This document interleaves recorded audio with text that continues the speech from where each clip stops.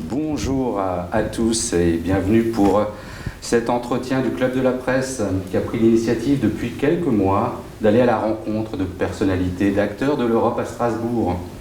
Alors, après Sophie Koumel, directrice du lieu d'Europe, Rick Dens, président de l'Assemblée parlementaire du Conseil de l'Europe, et Robert Spano, président de la Cour européenne des droits de l'homme, j'ai le plaisir d'animer, et je suis ravi d'animer pour le Club de la Presse donc de Strasbourg, la rencontre d'aujourd'hui avec Marie Fontanelle, représentante permanente de la France auprès du Conseil de l'Europe. Alors nous essayerons pendant cet échange de découvrir, Madame Fontanelle, votre travail, votre fonction en tant que représentante permanente de la France auprès du Conseil de l'Europe, mais aussi celle des représentations du Conseil, auprès du Conseil de l'Europe, puisqu'il y en a 47, un peu leur rôle. Et enfin, nous reviendrons sur quelques sujets d'actualité du Conseil de l'Europe qui fait face aussi à des conflits, à des crises en Europe, dont la crise sanitaire, l'affaire Navalny, etc. Alors bonjour Madame Fontanelle. Bonjour, merci de votre invitation. Bonjour à tous. Alors tout d'abord, merci de nous accueillir ici. Nous sommes dans vos locaux, rue de Verdun à Strasbourg. Pouvez-vous nous raconter un petit peu l'histoire de cette villa dans laquelle vous êtes installé dans le quartier de l'Orangerie depuis 1966, je crois? C'est ça, merci beaucoup d'être venu ici dans cette villa qui s'appelle la villa Oppenheimer et qui héberge, comme vous le dites, la représentation permanente de la France, donc notre petite équipe d'une dizaine de personnes ici. C'est une villa qui a une histoire assez symbolique de l'histoire de Strasbourg, de l'Alsace et qui du coup fait beaucoup sens dans l'activité qui est la nôtre ici de représentation permanente. Donc les Oppenheimer étaient une famille d'industriels allemands qui ont lancé la construction de cette maison dans les années 10, entre les années 10 et les années 20. Et en réalité, leur histoire familiale est aussi assez emblématique de l'histoire du territoire, parce qu'ils n'ont en réalité jamais pu vivre dans cette magnifique demeure, puisque l'Alsace étant redevenue française, ils ont été expulsés de France, retourner en Allemagne pour être ensuite, c'est toute la tragédie de cette famille, pas expulsée mais de devoir fuir l'Allemagne parce que famille juive. Après la guerre, cet espace a été utilisé un peu comme base arrière pour les Américains et a hébergé un office des biens et des intérêts privés. Et puis ensuite, depuis 1966, la représentation permanente de la France auprès du Conseil de l'Europe. Donc c'est un lieu qui incarne vraiment l'histoire tourmentée et l'histoire réconciliée de ce territoire. Et comme nous portons ici, dans notre mission, on y reviendra, évidemment ces valeurs de paix, de réconciliation autour des droits de l'homme, c'est véritablement un honneur en fait pour mon équipe et moi d'être dans ces lieux qui sont véritablement chargés d'histoire. Des lieux pas toujours connus des Strasbourgeois. Alors vous êtes depuis le mois d'août 2020 la représentante permanente de la France, donc auprès du Conseil de l'Europe.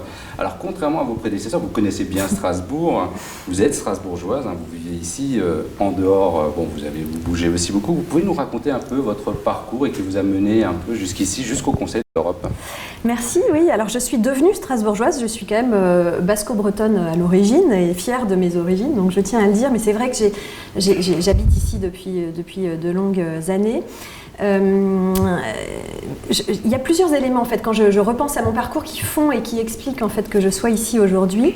Le premier, c'est finalement un peu un retour aux sources, puisque j'ai fait des études de droit notamment et de droit international et européen, notamment à Utrecht, aux Pays-Bas, la faculté de droit d'Utrecht, et donc j'ai pris goût à la chose européenne, aux questions européennes. J'ai pris goût aussi et découvert beaucoup les sujets sociaux et les sujets d'égalité femmes-hommes qui sont un peu une ligne rouge, on le verra, de mon parcours.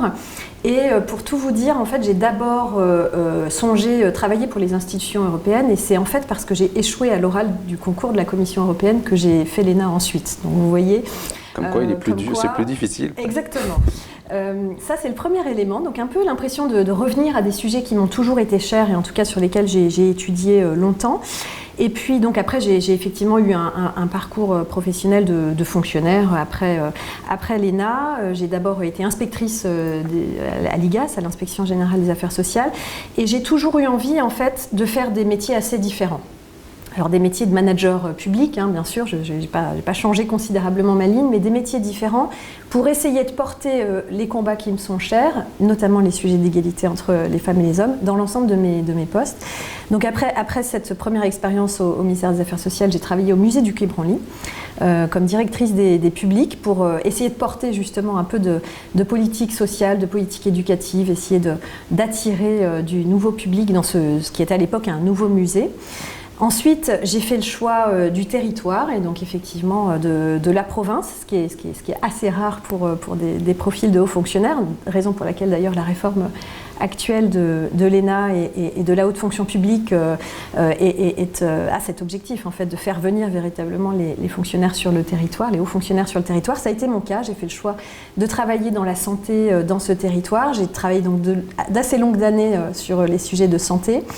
Et puis aujourd'hui, effectivement, cette nouvelle étape professionnelle me permet, je crois, et je l'essaye en tout cas, de continuer à porter mes combats, mais au niveau international et européen cette fois. Alors, vous êtes au Conseil de l'Europe. Que représentait cette organisation qu'on peut dire souvent assez méconnue, Nous, à Strasbourg, on la connaît, c'est la plus ancienne, mais finalement, elle reste quand même assez méconnue. Mais que représentait le Conseil de l'Europe? Vous avez parlé de l'égalité homme-femme, mais je ne pense pas que ce soit que ça. Non.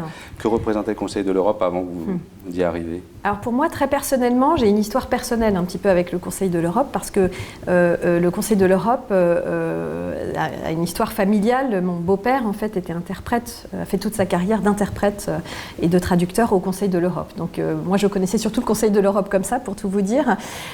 Comme étudiante en droit, évidemment, on connaît beaucoup la Cour européenne des droits de l'homme. Je pense qu'on y reviendra, c'est le fleuron du Conseil de l'Europe. Et donc, très schématiquement, je dirais très synthétiquement, le Conseil de l'Europe, c'est les droits de l'homme. Et c'est une organisation internationale qui continue de promouvoir les droits de l'homme, la démocratie, l'état de droit dans notre territoire. Et si on parle cette fois-ci des outils, parce que finalement, je pense que dans des organisations un peu intergouvernementales comme ça, où il y a des réunions, il s'y passe des choses, mais les gens ne comprennent pas finalement comment on fait respecter les droits de l'homme. Quels sont les outils qui sont à la disposition du Conseil de l'Europe et quel est celui qui est pour vous le plus intéressant? Alors, il y a peut-être la Convention européenne des droits de l'homme.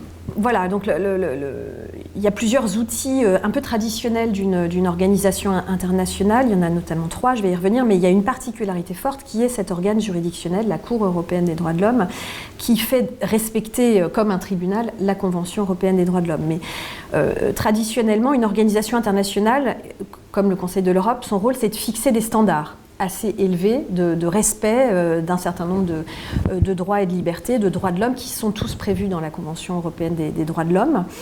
C'est ensuite, une fois qu'on a établi ces standards, de vérifier comment ils sont mis en œuvre dans les États. Donc il y a une très grosse activité au Conseil de l'Europe alors on appelle ça, on utilise beaucoup le terme anglais de monitoring, en fait c'est du suivi, de la surveillance. Donc les équipes du Conseil de l'Europe vont voir dans chacun des 47 pays ce qui se passe concrètement et si les prescriptions, les standards sont respectés.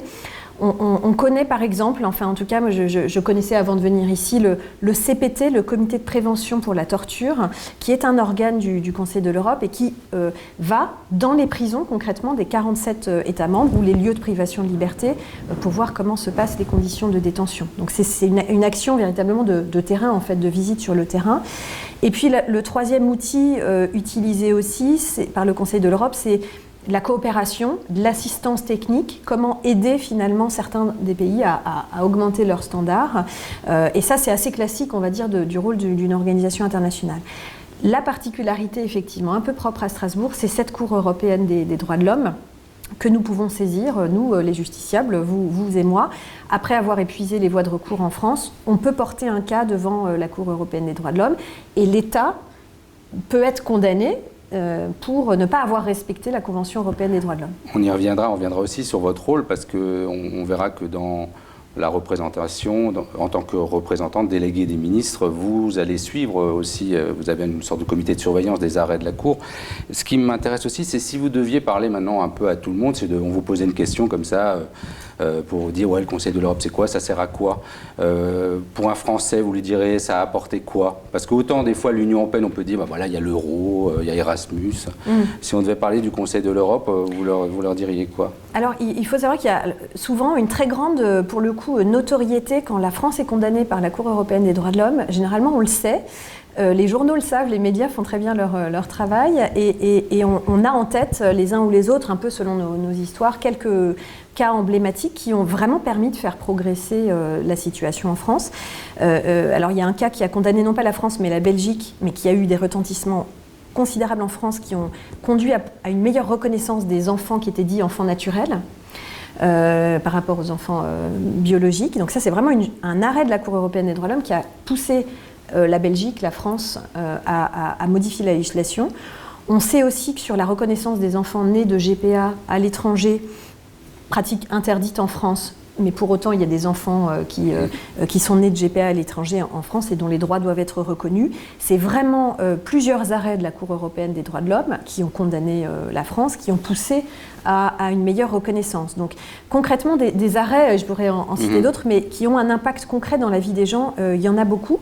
Et ensuite, il y a aussi la Convention européenne des droits de l'homme et d'autres conventions qui ont un impact aussi très concret pour les Français. Mais j'aimerais revenir sur une de ces conventions, puisqu'il y en a 200, hein, c'est la Convention d'Istanbul. Oui. Cette Convention d'Istanbul, qui est donc celle qui a donc un impact notamment sur la protection des femmes, notamment des femmes, on va dire, des violences domestiques.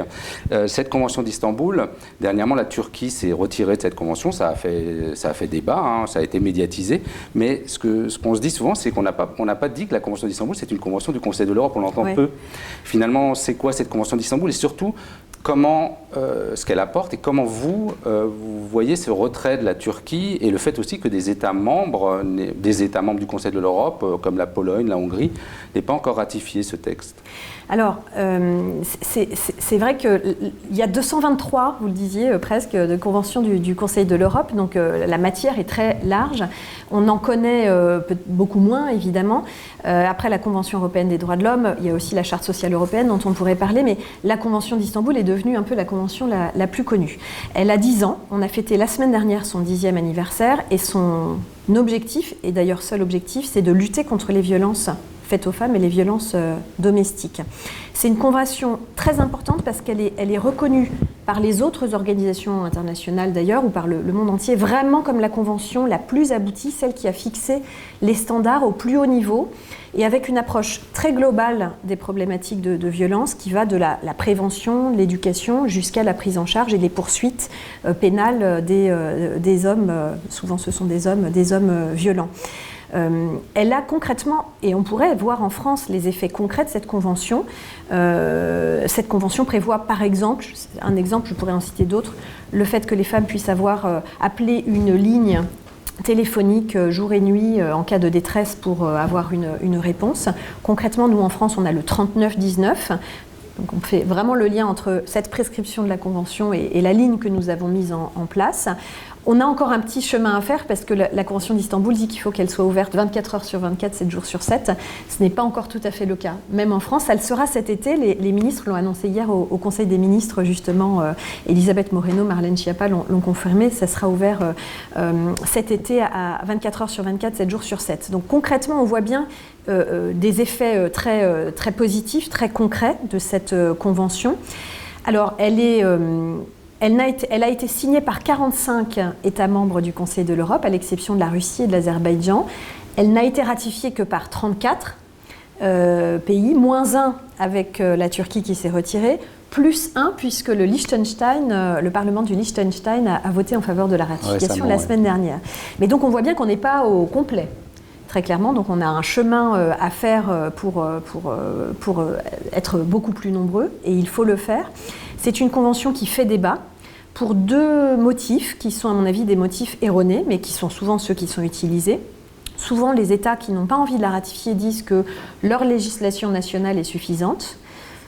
clairement, ce n'est pas un argument satisfaisant quand on est promoteur du multilatéralisme et du droit international. Nous aussi, on a une législation intéressante, mais c'est justement grâce à l'élan international qu'on est tiré et poussé à faire plus. Donc il faut augmenter les standards. Il y a aussi être un exemple. Et être un exemple pour les autres, le cas échéant, si on a une législation parfaite, absolument.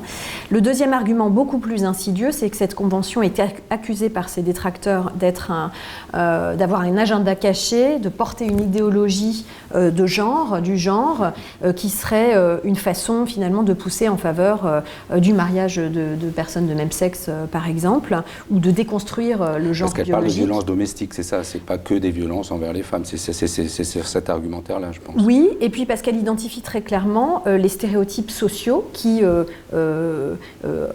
assignent finalement les sexes parfois dans des rôles qui peuvent être des rôles du coup de soumission ou de domination, qui ne sont pas forcément hommes-femmes, mais qui sont des rôles sociaux de domination. Et c'est ça que contestent certains courants très conservateurs.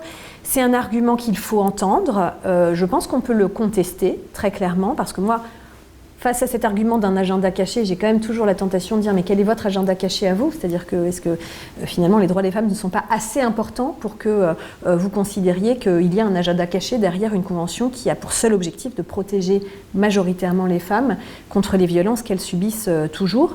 Donc on doit se battre par rapport à ces préjugés, ces idéologies, on doit beaucoup convaincre, c'est le rôle d'un diplomate d'ailleurs, au passage. On s'y emploie, la France a véritablement un objectif sur cette convention d'Istanbul d'universaliser cette convention. Nous considérons qu'elle est tellement importante qu'elle peut même être signée par d'autres États que ceux qui sont les 47 États membres du Conseil de l'Europe. On a des travaux d'ailleurs en cours avec la Tunisie, par exemple, peut-être avec le Kazakhstan pour essayer de les convaincre. Et à l'occasion du Forum Génération Égalité que la France va accueillir fin juin à Paris, nous avons aussi cet objectif de plaider pour la ratification plus large de cette convention. Et quelle était la motivation finalement de la Turquie ? Parce que ça, on n'en a pas parlé, de se retirer. Comment elle l'a justifié auprès du Conseil de l'Europe ? Elle l'a justifié par cet argument de dire cette convention a été très utile, ils en ont été d'ailleurs l'inspirateur.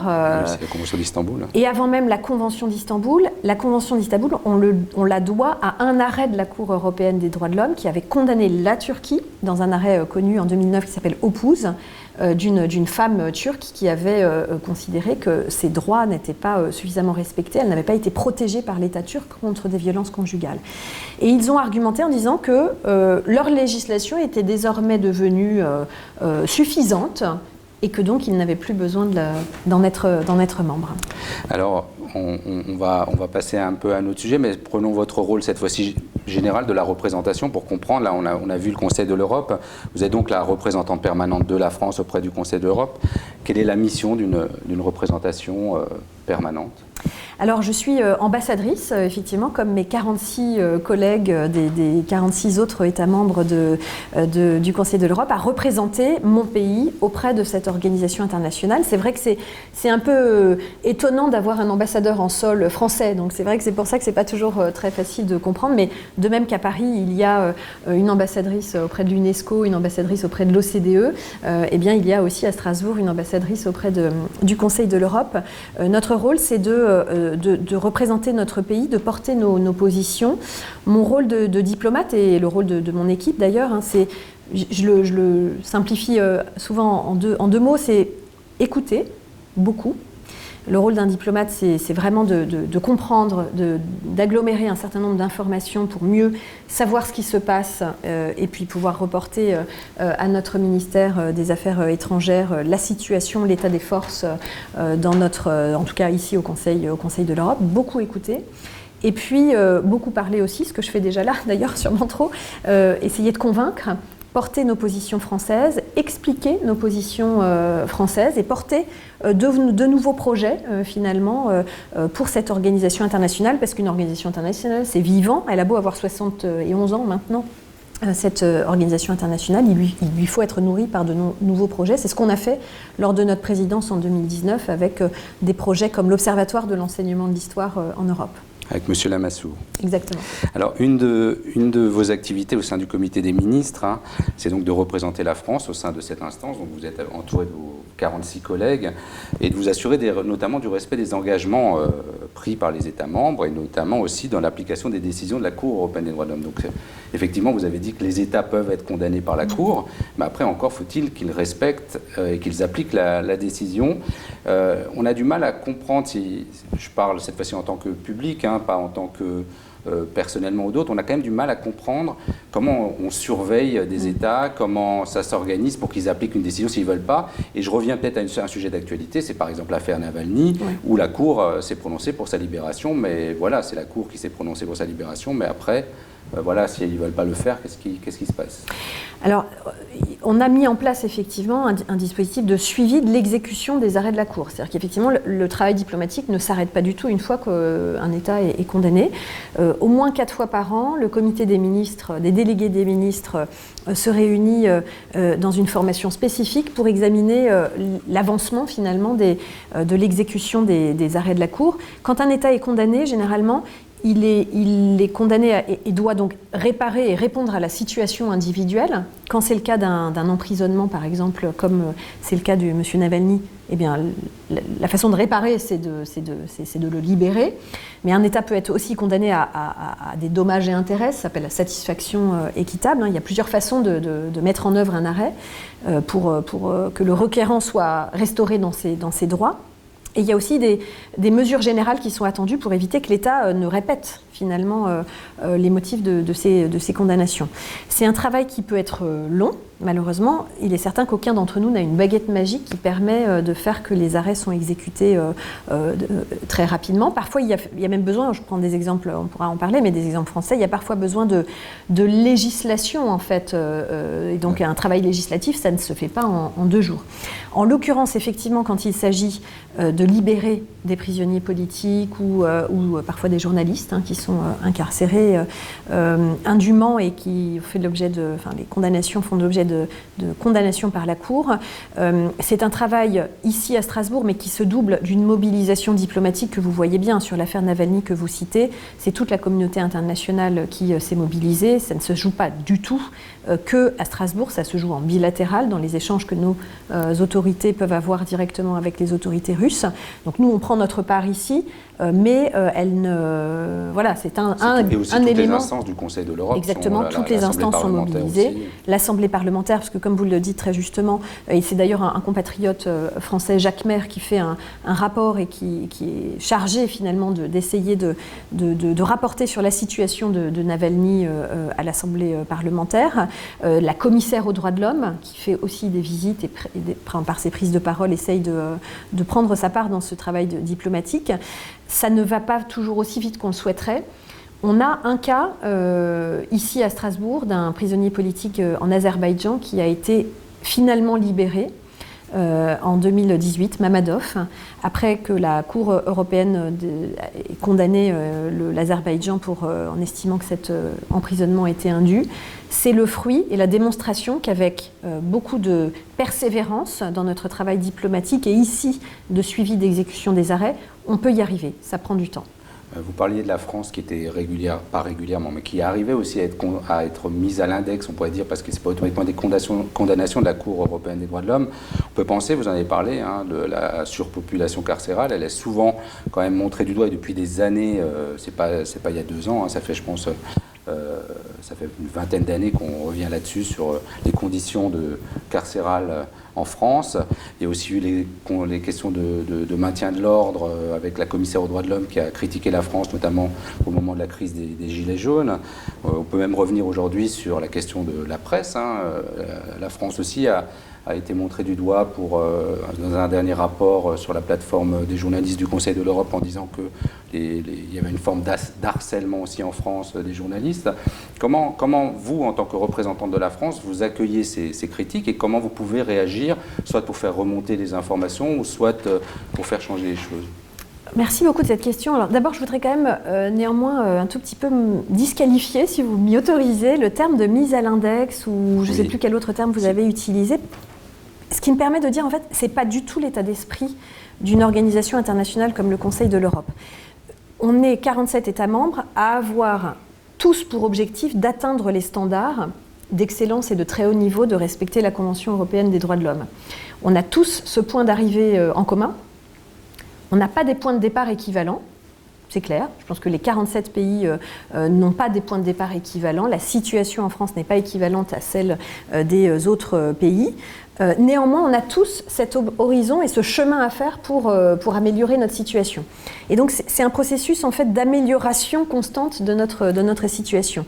Et la mise à l'index, la mise à l'opprobre, de mon point de vue, n'est pas forcément la meilleure façon de considérer ce chemin. Des recommandations qui sont faites. Voilà, en revanche, non, mais c'est souvent, c'est des condamnations, parlons des choses, mais ça ne veut pas dire pour autant qu'on est pointé du doigt, parce que ça ne serait pas le plus vertueux. Mais oui, la France a été condamnée. Vous preniez l'exemple de la surpopulation carcérale. Alors, c'est peut-être une situation très ancienne. En tout cas, l'arrêt qui condamne la France date de janvier 2020, l'arrêt JMB, où effectivement, les conditions de détention dans certaines prisons ont été considérées comme non conformes à la Convention européenne des droits de l'homme et pas conformes au principe de la dignité humaine. Donc, on est condamné. Il y a une succession, d'ailleurs, après de mobilisation des cours nationale, puisque la Cour de cassation en juillet 2020 s'est également positionnée sur le même sujet, le Conseil constitutionnel également en octobre. Donc on voit bien que la force aussi de la Cour européenne des droits de l'homme, c'est la force exécutoire de ces arrêts, et c'est qu'elle donne une indication aux juridictions nationales qu'elles doivent adapter leur jurisprudence. Parce que, évidemment, elle n'intervient, la Cour européenne, qu'après des arrêts français, mais ensuite, sa jurisprudence influence ensuite les juridictions nationales en retour. Donc, les juridictions nationales se sont également mobilisées, et on a un plan d'action, France, sur lequel je devrais, moi, en tant qu'ambassadrice, rapporter ici au Conseil de l'Europe pour montrer les progrès qu'on essaye de faire, notamment avec le plan que le ministre de la Justice, d'ailleurs Éric Dupond-Moretti, a présenté ici il y a quelques semaines, puisqu'il était en visite à Strasbourg, de création de places de prison, de développement des alternatives aux peines d'emprisonnement, et puis mentionner une loi très récente du 8 avril 2021 qui met en place un recours effectif pour permettre aux détenus qui se sentiraient détenus dans des conditions non satisfaisantes de pouvoir faire appel au juge pour qu'il modifie ces conditions de détention. Et cette loi, 8 avril 2021, c'est la traduction directe de l'arrêt JMB de janvier 2020. Donc oui, la France est condamnée, ça lui arrive. On est à peu près 1% en France du contentieux global de la CEDH, donc on est moins condamné que les autres, mais condamné quand même. Et surtout, c'est des signaux pour faire mieux, parce qu'aucun des 47 pays ne remplit encore les standards d'excellence de la Convention européenne des droits de l'homme. Ça reste toujours un but à atteindre. C'est l'horizon qu'on doit tous atteindre. Peu importe le point de départ sur lequel dont on vient, on a cet objectif. Vous avez cité d'autres sujets, on peut y revenir aussi. La question de la sécurité des journalistes, c'est un combat qu'on mène au niveau international de longue date. La France est très investie pour tout ce qui doit contribuer à rappeler que la profession de journaliste est fondamentale. Vous êtes des agents démocratiques de la démocratie, et donc votre rôle est absolument fondamental, et vous devez être protégé dans un contexte où, on le sait, les conditions ne sont pas toujours satisfaisantes, et il y a encore beaucoup trop de journalistes qui sont parfois même emprisonnés, on l'a dit, exécutés ou empêchés dans l'exercice de leur fonction. C'est arrivé aussi en France, effectivement, il y a eu des cas dans des manifestations où des journalistes ont estimé qu'ils étaient en danger, empêchés de faire leur métier. Avant que ça devienne un sujet au Conseil de l'Europe, je rappelle quand même que dans tous ces cas-là, il y a des procédures judiciaires à mettre en place. Il faut porter plainte, et évidemment, il ne faut jamais laisser ce type de situation sans conséquences. Les justiciables que sont les journalistes, dans ce cas-là, doivent pouvoir voir leurs droits respectés devant les juridictions françaises. Et effectivement, par ailleurs, ici au Conseil de l'Europe, on fait beaucoup pour garantir ces droits, et on a contribué avec Reporters sans frontières, par exemple, à mettre en place une plateforme de protection du journalisme et de la sécurité des journalistes qui permet, en plus de toutes les procédures judiciaires nationales, d'alerter, de faire des alertes, qui permet aux journalistes de saisir concrètement la plateforme, faire des alertes, et que les États doivent répondre en fait pour indiquer ce qu'ils ont mis en place pour que ça ne se répète pas.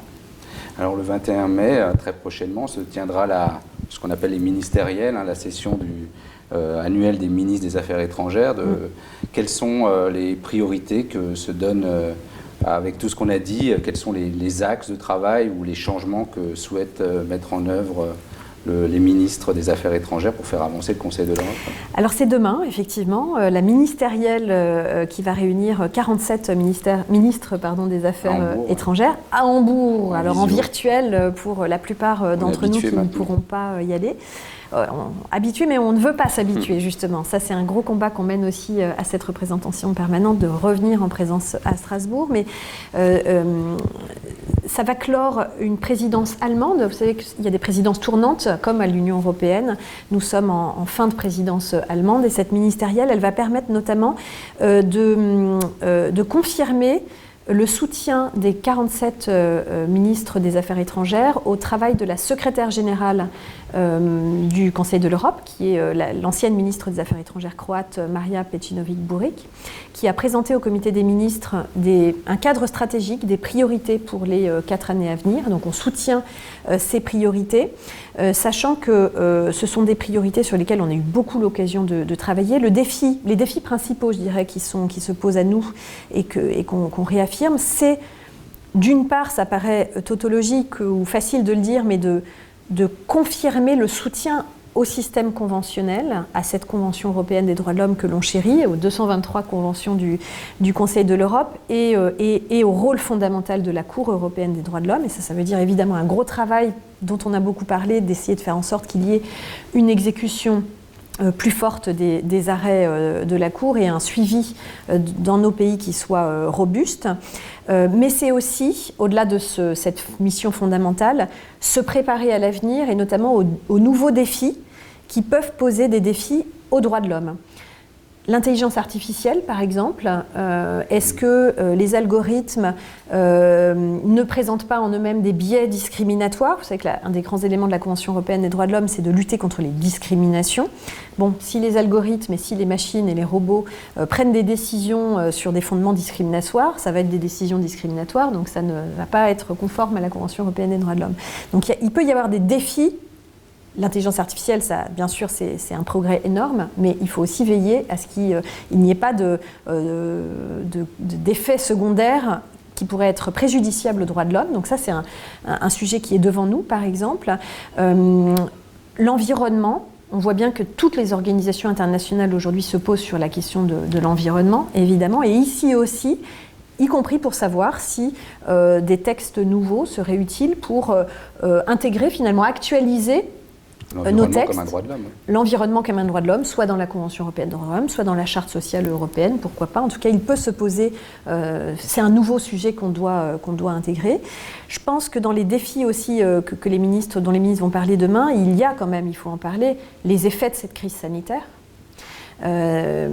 qui se double évidemment d'une crise économique et sociale sans précédent. Et donc, tous nos outils ici de protection des personnes les plus vulnérables. On a beaucoup parlé de la Convention d'Istanbul sur la protection des femmes, mais il y a d'autres outils, et notamment la Convention de Lanzarote sur la protection des enfants, par exemple, ou des outils sur la protection des migrants, ou des outils comme la Charte sociale européenne qui protège tous nous tous, nos droits sociaux étant protégés. Ce sont des outils qui vont devenir, a fortiori, encore plus importants dans une période post-crise sanitaire. Crise sanitaire qui, par ailleurs, a peut-être accéléré, accentué, révélé certains reculs de droits fondamentaux qui étaient déjà à l'œuvre, mais qui sont désormais clairement une réalité. L'exemple du retrait de la Convention d'Istanbul par la Turquie est un recul. Et ça, ce sont les défis dont les ministres vont parler demain. J'aurais encore 2 questions. Est-ce que le défi, un petit peu, parce que le Conseil de l'Europe fait quand même face à quelque chose, c'est des crises ouvertes. Aujourd'hui, depuis quelques années déjà, il y avait la première crise entre la Russie et l'Ukraine, qu'on peut appeler des crises, mais qui sont quasiment des conflits, des conflits gelés qui se sont ouverts entre la Russie et l'Ukraine. On peut penser aujourd'hui et récemment entre l'Azerbaïdjan et l'Arménie, qui sont tous des États membres du Conseil de l'Europe. Est-ce que le Conseil de l'Europe ne doit pas avoir un rôle, cette fois-ci, dans la résolution de conflits, ou être parce qu'il a quand même en son sein des ambassadeurs, des États qui discutent, qui coopèrent. Est-ce qu'il ne devrait pas avoir d'outils pour un peu régler des conflits quand ses membres Alors, le Conseil de l'Europe, je dois quand même le rappeler, n'a pas dans ses compétences de gérer des conflits.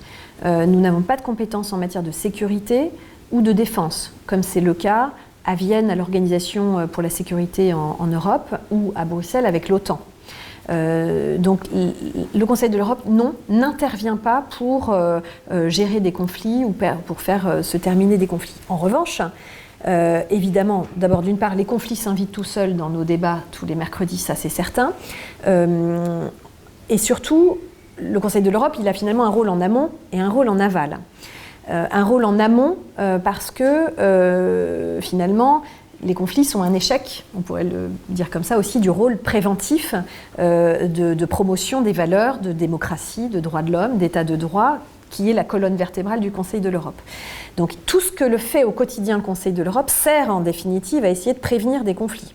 Alors bon, ça ne marche pas toujours, parce qu'il y a quand même beaucoup de paramètres qui expliquent ces conflits plus ou moins ouverts dans notre territoire européen des 47 États. Et donc quand les conflits se déclenchent, bon, il y a des mécanismes, comme je le disais, de médiation et de gestion du conflit qui ne nous appartiennent pas ici, à l'exception peut-être d'un élément qui est que les États peuvent saisir la Cour européenne. Et on a du coup, vous citiez l'Arménie et l'Azerbaïdjan.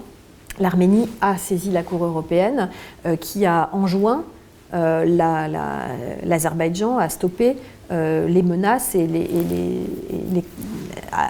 restrictions à la Convention européenne des droits de l'homme. Mais c'est marginal, ça n'est pas un outil de résolution du conflit.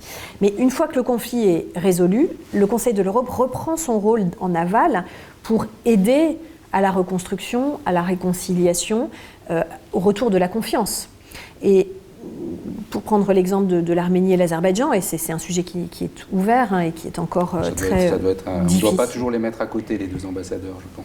Alors, entre eux, il y a en fait l'Autriche, parce que nous sommes placés au comité des ministres par ordre alphabétique anglophone, et donc il y a Azerbaïdjan, Autriche et Arménie. Donc ils ne sont quand même pas loin. Et puis de toute façon, nous sommes 47 ambassadeurs, et nous nous parlons tous les uns avec les autres, quelles que soient nos relations bilatérales. Ça n'intervient pas en fait ici dans nos relations. En revanche, politiquement, bien sûr que les sujets s'invitent, et le Conseil de l'Europe travaille déjà avec les deux pays qui ont chacun un plan d'action de coopération. Je disais que tout à l'heure, c'était un outil aussi que le Conseil de l'Europe utilisait. Ils ont déjà des plans d'action pour améliorer la situation dans leur pays, qui vont s'enrichir de ce nouveau contexte pour notamment mettre en place des mesures de restauration de la confiance.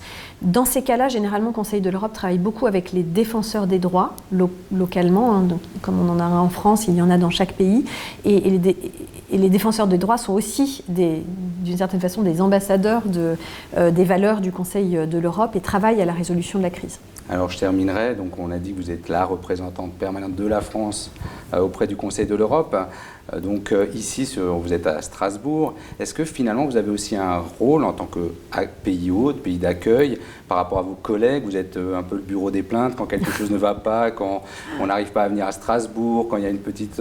Est-ce qu'on vient chez vous pour se plaindre? Et est-ce que finalement vous aussi vous jouez un rôle avec les autorités locales pour un petit peu aussi dire, bah voilà, il faudrait faire ça pour Strasbourg, pour mieux accueillir pas seulement les députés européens, mais peut-être les membres de l'Assemblée parlementaire et les autres personnalités qui viennent à Strasbourg? Alors oui, c'est vrai que ça n'est pas pareil d'être ambassadeur du pays hôte. J'ai une responsabilité supplémentaire et des actions supplémentaires pour veiller à ce que notre Conseil de l'Europe, les fonctionnaires internationaux et aussi toute la communauté diplomatique installée à Strasbourg se sentent ici chez elle. Donc ça s'ajoute, je dirais, à mon quotidien. Et au-delà de ça, effectivement, j'ai un rôle quand il s'agit de contribuer à réfléchir à l'attractivité de Strasbourg vu du point de vue du Conseil de l'Europe et pas uniquement vu du point de vue du siège du Parlement européen, ce qui est souvent le biais que l'on utilise quand on fait ce raccourci. Donc j'ai été étroitement, évidemment, investie, associée au contrat triennal qui vient d'être signé, comme vous le savez, en présence du Président de la République le 9 mai. Et dans ce contrat triennal, on a essayé de faire valoir certains besoins de la communauté diplomatique et internationale du Conseil de l'Europe. Ici, je prends un exemple, par exemple, on a un territoire qui pousse beaucoup pour le franco-allemand et l'enseignement de l'allemand, le bilingue en fait, franco-allemand, ce qui est fondamental et qui doit perdurer. Modulo le fait que notre communauté internationale, quand elle arrive à Strasbourg, ils sont plutôt à la recherche d'enseignements anglophones.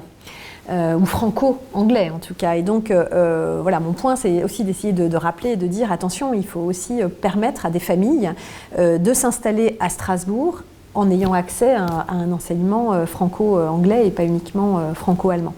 Donc voilà, c'est un exemple, une anecdote, mais pour dire que c'est aussi la contribution que j'essaye d'avoir, de porter la cause de l'attractivité pour le Conseil de l'Europe de la place de Strasbourg. C'est aussi ce qui fait que dès mon arrivée, j'ai travaillé très étroitement avec l'Assemblée parlementaire du Conseil de l'Europe pour faire revenir les sessions de l'Assemblée parlementaire du Conseil de l'Europe qui se réunit 4 fois par an à Strasbourg, et nous avons réussi, vous le savez, depuis le mois de janvier à faire revenir ces parlementaires des 47 session pays. Hybride, qu'on a appelé Alors comme ça. en session hybride parce que tout le monde n'a pas encore pu revenir, ne serait-ce que parce que certains ne peuvent pas partir de chez eux. C'est pas tant qu'on ne peut pas les accueillir ici, mais plutôt que s'ils doivent repartir chez eux et faire une quarantaine, etc., ça les empêche de facto de venir. Mais on a quand même eu à chaque fois, donc en janvier et en avril, une centaine de parlementaires présents à Strasbourg et d'ailleurs très heureux d'être présents à Strasbourg. Et donc on prépare celle de juin, qui sera une session d'ailleurs thématisée sur la Convention d'Istanbul et les droits des femmes.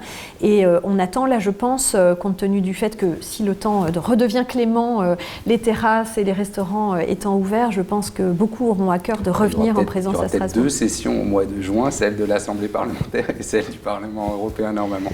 Merci Madame Fontanelle, je devrais dire Madame l'ambassadrice. Oui, Marie, c'est très bien aussi. De nous avoir reçus ici, et j'étais donc ravi de faire cette présentation pour le Club de la Presse, et j'espère que tout le monde en sait un peu plus sur votre rôle ici en tant que représentante permanente. Merci beaucoup de votre interview et de cette occasion qui nous était donnée de présenter mieux notre travail, et vous êtes toujours les bienvenus dans cette Maison France, 40 avenue de Verdun.